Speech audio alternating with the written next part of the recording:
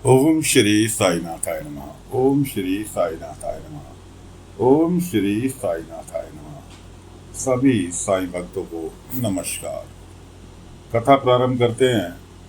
पिछले भाग में आपको सुनाया था कि बाबा कुलकर्णी वाले की दरवाजे पर खड़े हैं, कुछ बच्चों को साथ लिए, क्योंकि प्रहलाद और केशव ने उन्हें पढ़ाने का वादा किया। कुलकर्णी ने हाँ मिलाई। अब कुलकर्णी भड़क रहे हैं कि तू अंदर इन्हें बच्चों को भेज के दिखा। कोई बात नहीं, बाबा कहने लगे, कुलकर्णी सरकार, मैं किसी को नहीं भेज रहा, आप इन बच्चों को खुद लेकर जाएंगे अभी कुछ ही देर में। ऐसा कहकर बाबा बच्चों को, आओ बच्चों चलो मेरे साथ। बच्चों को साथ लेकर बाबा वापिस हो लिए। कुछ ही दूर चले होंगे, कुछ ही दूर चले होंगे कि कुलकर्णी के नौकर ने आकर बताया कि सरकार, कोई व्यक्ति बहुत देर से अनजान व्यक्ति खड़ा हुआ और कुछ लिख रहा है। कुलकर्णी ने कहा, अरे ये तो मेरी रिपोर्ट बना रहा है, चुपचाप खड़े होकर मेरी रिपोर्ट बना रहा है। अरे मैंने तो फकीर को गलत भेजा, अब ये तो फकीर से अगर मिला तो फकीर तो सारा मुंह खोल देगा। बुलाओ बुलाओ फकीर को बुलाओ। कुलकर्णी खुद, ए फकीर रुक रुक रुक, जोर से आवाज, 3-4 आवाज लगाई। बाबा रुक गए।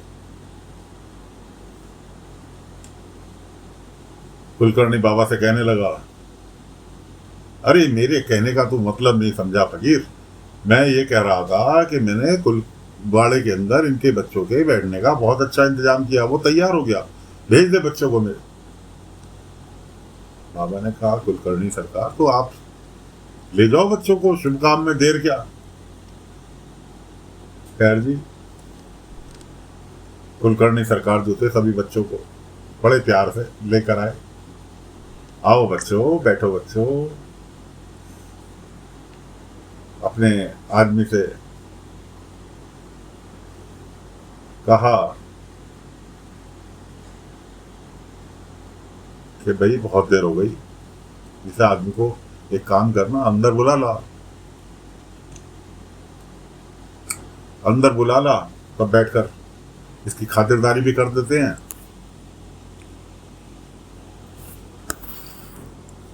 उससे पहले कुलकर्णी ने बच्चों को बड़े प्यार से अंदर से मिठाई लेके आया, मिठाई खिलाई। बच्चों आज तुम्हारा पहला दिन है पाठशाला में, और जो है लो मिठाई, मुंह मीठा करो। बड़े प्यार से मिठाई खिलाई। अब उस व्यक्ति के पास पहुंचे कुलकर्णी सरकार खुद। अरे साहब, आप यहाँ क्यों खड़े हैं, अंदर आइए ना, जलपान कर कीजिए, अंदर चल के बैठ के बात करते हैं। उन्होंने कहा, नहीं नहीं सरकार, मेरा काम तो हो गया। नहीं नहीं अंदर चलो। उसने कहा, नहीं सरकार, मेरा काम हो गया, मेरे को गांव जल्दी लौटना है। क्या मतलब? उसने कहा, ऐसा था, मैं कल गया साईं बाबा के पास। साईं बाबा से मैंने कहा, साईं बाबा, मैं कई मकान के नक्शे वालों से नक्शे बनवा चुका, लेकिन किसी का भी नक्शा समझ में नहीं आया। साईं, मेरे लिए नक्शा आप बना दो, कि मेरे लिए आप नक्शा बना दो मेरे मकान का। बाबा कहने लगे कि ठीक है, मैं तुम्हारे लिए नक्शा बनाऊंगा, लेकिन तुम्हें एक काम करना होगा। बस सुबह कुलकर्णी वाड़े के बाहर जाकर खड़े हो जाना। कि ठीक है। मैं आकर खड़ा हो गया। अब साईं आए, कुछ बच्चे साथ में थे, उन्होंने मेरे अपनी जेब से, थैले में से एक पैड निकाल के दिया, पेपर दिया, पेंसिल दी। कहने लगे, देखो ये मकान है, इसका तुम्हें नक्शा बनाना है, और ऐसा ही मकान तुम्हारा होगा। क्या मतलब? हाँ, मैं तो यहाँ खड़ा होके नक्शा बना रहा था कि तुम्हारे जैसा जैसा तुम्हारा मकान है, ऐसा मुझे मकान बहुत अच्छा लगा, इसलिए तुम्हारे जैसा मकान बनाऊंगा। कुलकर्णी कहने लगा, तेरी इतनी हिम्मत कि तू मेरे जैसा मकान बनाएगा, कुलकर्णी सरकार के बराबर का मकान बनाएगा, तेरी इतनी हिम्मत हो गई। भैया कुलकर्णी ने तो उसे आड़े हाथों लेके भगा दिया। असल में वो व्यक्ति एक दिन पहले बाबा के पास पहुंचा था।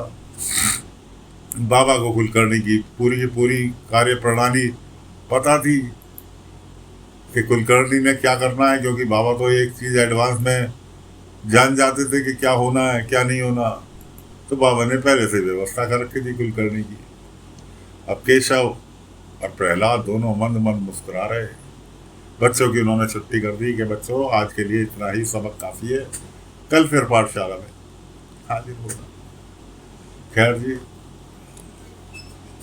तेजस्वी आई। तेजस्वी केशव की पत्नी, वो कुलकर्णी का उपहास उड़ाकर चली गई।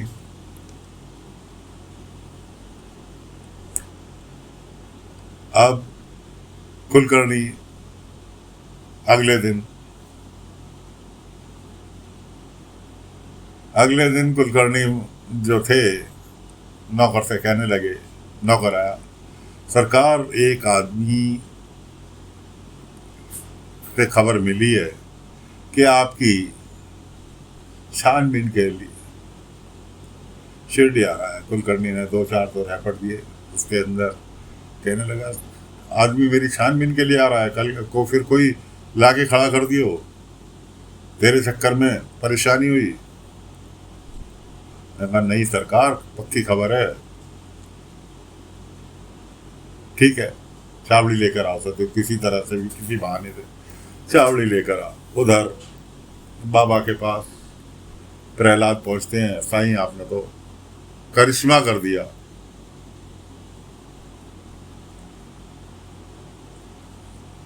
आपने तो करिश्मा कर दिया कि क्या हुआ, कि ऐसे ऐसे उसने पूरा का पूरा हाल कैसे रहा है बाबा को।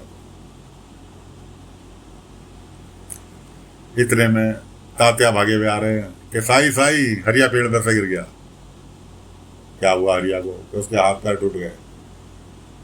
बाबा पहुंचे हरिया के घर, देखा तो उसकी हालत बहुत ज़्यादा गंभीर थी। खैर बाबा ने अपना हाथ रखा तो कुछ तो उसका दर्द कम हो गया, और कुछ चोटें जो थी अपने आप उसकी बाबा के चमत्कार से ठीक हो गई। उसकी हरिया की पत्नी कहने लगी कि साईं अपने चमत्कार से बाकी की भी चोटें इनकी ठीक कर दो, ताकि कि हमारी रोजमर्रा की जिंदगी सही सलामत कटने लगे। बाबा ने कहा भाई कुछ चीजें ऐसी होती है जिसको मैं चाह कर भी सही नहीं कर सकता, वो वक्त के साथ साथ ही सही हो पाएगी। इसलिए श्रद्धा सबरी रखो, वक्त के साथ इंतजार करो, चोटें अपने आप बढ़ती चली जाएगी।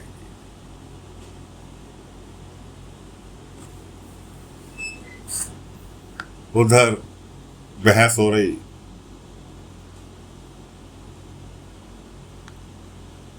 कुलकर्णी वाड़े में काय के लिए प्रहलाद को पता चला कि ऐसे ऐसे हरिया की चोट लग गई। प्रहलाद गए अपनी साहूकारी दिखाने के लिए।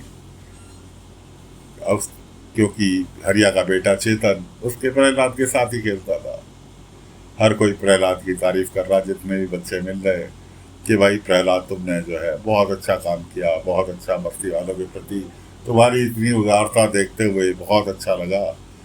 तो प्रहलाद को भी थोड़ा सा जोश सा आया। वो गए हरिया क्या कि किसी भी तरह की चेतन चिंता मत करना, तुम्हारे पापा की चोट लग रखी है, और मेरे बाबा जो है वो शिरडी से बाहर है, लेकिन चिंता की कोई बात नहीं, मैं हूं ना। तो वो अपनी दादी से, आजी से खाना बनवा के हरिया के घर देने जा रहा है। तेजस्वी ने रोक लिया। कहाँ जा रहा था? दान पुण्य करने के लिए। उसने बताया ऐसे ऐसे हरिया के चोट लग रही है, तूने ठेका ले रखा है और कुछ आगे पीछे का ख्याल है कि नहीं? अरे आई, उनने भी समझाया, आई अब बड़ा हो जाऊंगा, काम करूंगा, पैसे आएंगे, टेंशन नहीं लो। और आजू बाजू है यानी बाबा कुलकर्णी सरकार तो जबरदस्ती वैद बनाना चाह रहे हैं, मेरी इच्छा नहीं। मैंने कहा मेरी इच्छा तो मेरी भी नहीं है कि तुझे वैद बनाया, मेरे इंजीनियर बनाए, डॉक्टर बनाए, इतने में कुलकर्णी आते हैं, बहू मेरा फैसला अटल है, ये बनेगा तो वैद बनेगा। आपस में महाभारत चालू हुई और प्रहलाद जो थे वहाँ से इनकी महाभारत का फायदा उठा के वहाँ से निकल लिए हरिया के घर खाना देने के लिए। बाबा पहुँच गए अपने द्वारका माई में ध्यान मुद्रा में बाबा बैठे हैं और फिलहाल कथा को हम यहीं पर विराम दे रहे हैं। अगले अंक में आगे की कथा लेकर फिर हाजिर होंगे। तब तक के लिए आज्ञा दीजिए। ओम साई राम, ओम साई राम, ओम साई राम, ओम साई।